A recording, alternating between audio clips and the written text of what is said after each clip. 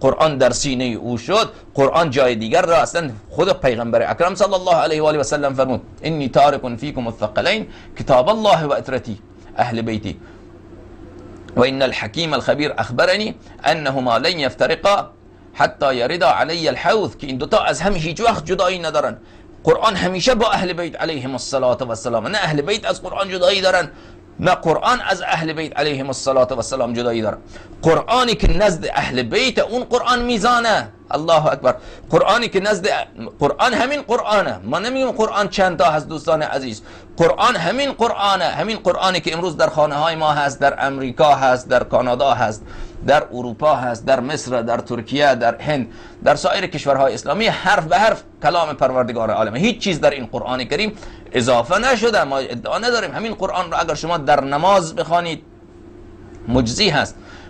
اما این قرآن کریم که نزد همگی هست، اما چرا میزان حق و باطل نیست؟ جامعه پر از فساده.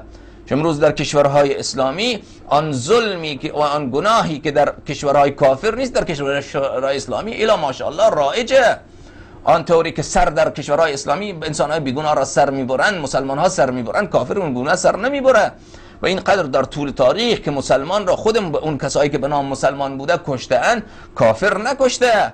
این قرآن که موجود بوده، پس چرا میزان حق و باطل نبوده؟ حرف اینه دوستان از اون قرآنی که مفسر او، معلم او، مجری او، بیان کننده او اهل بیت علیهم السلام باشه.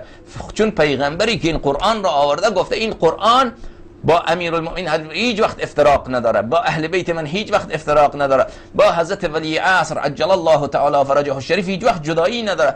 قرآن همیشه با او هست، او همیشه با قرآنه. اینها عین همند، بین نام وحدت و اتحاده.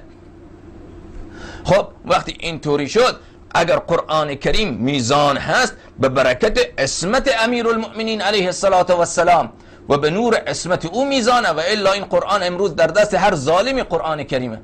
تو ما هر کشوری که برید، هر رهبرای کشورهای اسلامی ظالمین فاسقین وقتی سخنرانی میکنن چند آیه قرآن هم میخونن.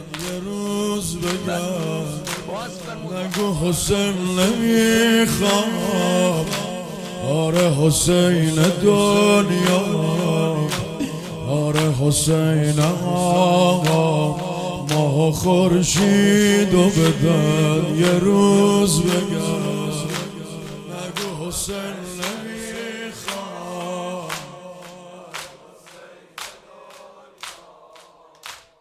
آره حسین آقا، من هرچی دارم از